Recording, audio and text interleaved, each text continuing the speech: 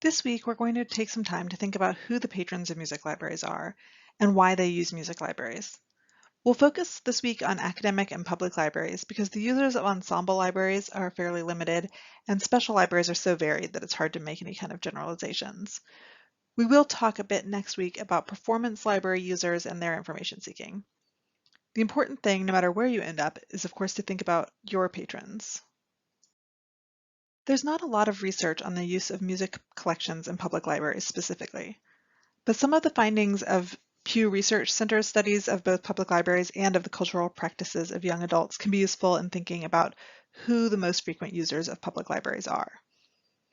In general, younger adults, especially those who were 16 to 29 at the time of the 2016 Pew study, were more likely to use public libraries, as are parents with children. Women are significantly more likely to use public libraries than men, and to say that libraries are very important to their communities and families. Black Americans are more likely to use libraries, as are those with higher levels of education. One interesting finding is that those who make less than $30,000 a year and those who make more than $70,000 a year are more likely to use libraries than those who make somewhere in between. A separate Pew Research survey found that Americans under 30 were more likely to listen to music on a daily or near daily basis. So the combination of this data suggests that young adults might be the most likely users of music collections in a public library.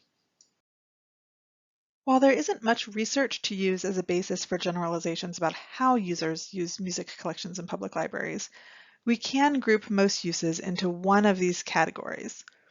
In general, listening to and reading about music for pleasure is probably the most common in music libraries.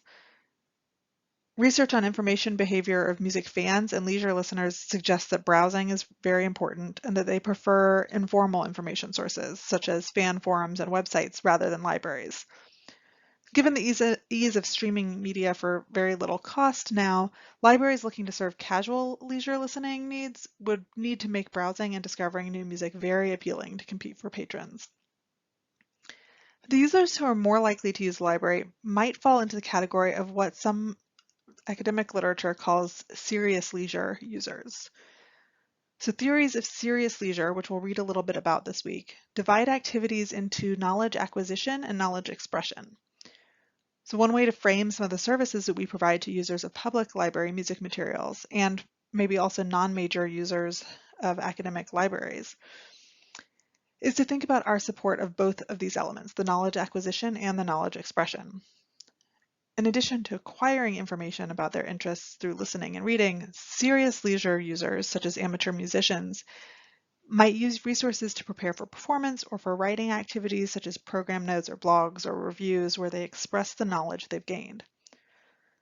Some users may look to the library for music to play, especially at the beginner level when they're maybe less ready to invest in materials of their own. And new efforts to offer music technology and instrument rentals suggest that some patrons might also look to libraries for other materials for their own performance and creation. This can help with the cost of instruments and technology, which can be a significant barrier to pursuing serious leisure in music.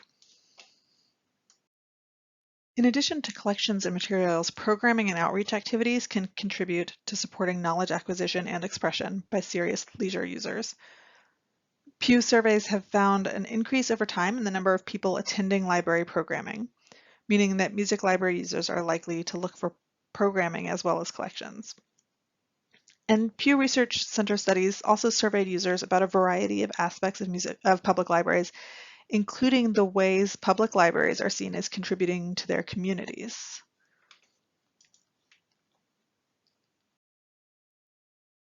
According to the 2016 survey, one of the most important contributions of public libraries is helping spark creativity among young people. Educational opportunities generally and tech training are also among the top results. This finding suggests how important efforts to create music maker spaces and workshops and other creative musical outlets for young adults can be to the communities, and can give us some justification for proposing these kinds of activities. Next, let's talk about academic users of music libraries. We can divide the users of academic music libraries into a number of categories: academic and performance faculty, graduate students, undergrads, and non-major students who may also have leisure information needs. Meeting all of these needs can be more complicated than it seems because academic faculty and graduate students tend to have high-level and relatively narrow information needs.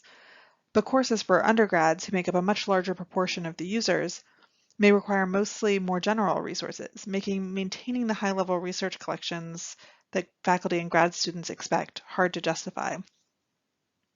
Performance faculty may request relatively obscure repertory that their students don't actually use, and leisure users may look for contemporary popular music, which may or may not play much role in the academic curriculum at the institution.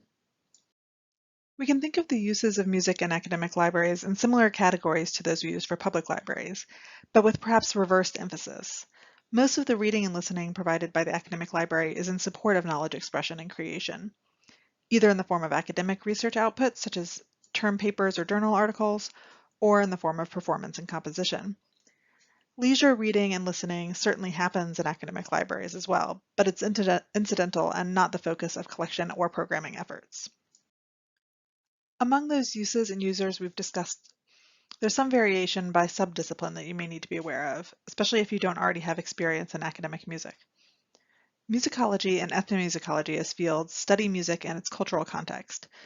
The line between the two is blurry, but generally musicology focuses on the history and analysis of Western music, and musicologists often use primary source-based historical research as their main method of inquiry.